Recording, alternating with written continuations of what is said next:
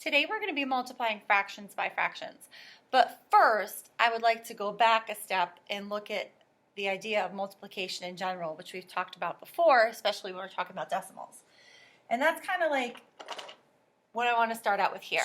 Okay, so I want to look at, say we're multiplying the number 2. When you multiply 2 times 1, okay, so when you multiply something by 1, that number is going to stay the same, okay?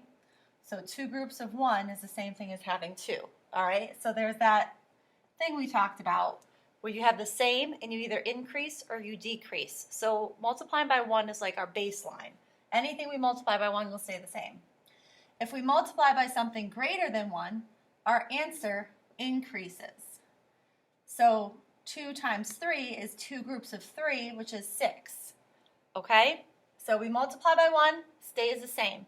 If we multiply something by more than 1, it goes up, which means if we multiply by something less than 1, our answer is going to decrease. So here, if we take 2 and we multiply by 2/3, 2/3 is less than 1. So our answer is less than the number that we started with. It's going to go down. So when we're multiplying something by a fraction, the other number is going to decrease because we're not using 2 wholes. We're multiplying by 2 parts of a whole. So we have a part and a part, all right? So we have a part of 1 and a part of 1, which when we're done is going to equal less than 2. So when you multiply something by a number less than 1, the answer is going to go down. So what that means for us today, we're going to be multiplying a fraction by a fraction. So if you were to multiply a fraction like 3/4 times 1, we should know that it's going to stay the same. If we multiply 3/4 times something more than 1, our answer is going to be more than 3/4, but it's going to be less than 2. Okay? If we multiply 3/4 times something less than 1, the answer is going to be less than 3/4, and it's also going to be less than this. So our answer is going to get even smaller when we multiply a fraction times a fraction because we're multiplying a piece of a piece. So we're looking for 2/3 of 1/4. So our answer is going to be smaller than both 2/3 and a fourth. It's going to be smaller than both of those numbers because we're finding a piece of a piece. So remember, when you're multiplying fractions, when you see the word of, that means we're going to multiply. So if we're going to find 2/3 of 1/4, and now this is where it gets easy, okay? So all the explaining part about what it means is probably the hardest part of today's lesson. The easy part is actually doing the multiplication. Because when you multiply fractions, remember, you don't have to change denominators. You only change denominators when you add or subtract. So when you're multiplying fractions, you can just multiply across the top. 2 times 1 is 2. Multiply across the bottom. 3 times 4 is 12, and you get 2/12. And then again, like always, anytime you're dealing with fractions, you're going to need to put your answer into simplest form. So you're going to have 2/12 can both be divided by 2, and I know that because they're both even numbers, and I know my multiplication facts. So 2 divided by 2 is 1, 12 divided by 2 is 6, so 1/6 is our final answer. And 1/6 we know is in simplest form because anytime the numerator is 1, it's in simplest form. All right, so let's just try a couple more, all right? So let's see. Let's go with 6/8 of 4/5. Okay? 6/8 of 4/5.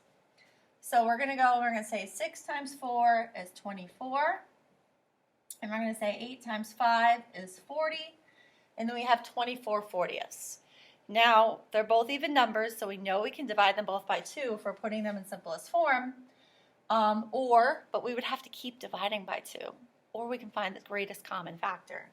So I want to know what the biggest number I can divide both 24 and 40 by to put my fraction into simplest form. So if I find my factors of 24 and 40, 1 times 24, 2 times 12. I like to go in order. Does 1 times anything equal this number? 2 times anything? 3 times anything? And I kind of go that way. So 3 times 8, 4 times anything, 4 times 6, 5, no. 6 I already have. All right, that looks good. So I got 1 times 40, 2, yep, because it's an even number. 2 times 20. 3 times anything? No. 4 times, yep, 4 times 10. 5, yep, 5 times 8. 6 times anything? No. 7 times anything? No. 8 I already have. 9, nope. 10 I already have. Okay, we're good to go. So now I look and I say, what's the biggest number they share? And the biggest number they both seem to share is 8. So I can divide them both by 8. And then the nice thing, the nice thing is I already know the answer because I got 24 divided by 8 is 3. 40, excuse me, 40 divided by 8 is 5. So my answer is 3/5. And depending on how savvy you are, if both your numerator and your denominator are prime numbers, it's in simplest form. So if you know what a prime number is, there's another trick you can use. All right, you could have done it differently. You could have ended up with 24 over 40, and to turn it into simplest form, you could say they're both even, so I can divide them both by 2, and I'm going to get 12 over 20, but they're still both even, so I have to divide them by 2 again, because when you do simplest form, you have to make them as small as possible. I get 6 over 10. They're still both even, so I'm going to divide them by 2 again, and now I get 3 over 5. So, I mean, this is one way to do it. It works nicely if your numbers are even. If your numbers are not even, then you really are going to have to think about what your factors are. All right.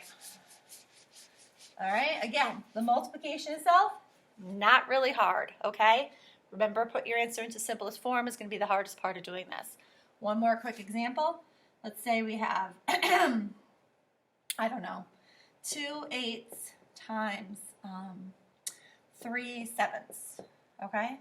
So we're going to get 6 over 56. So we just need to ask ourselves if it's in simplest form, and we know right away it's not in simplest form because they're both even.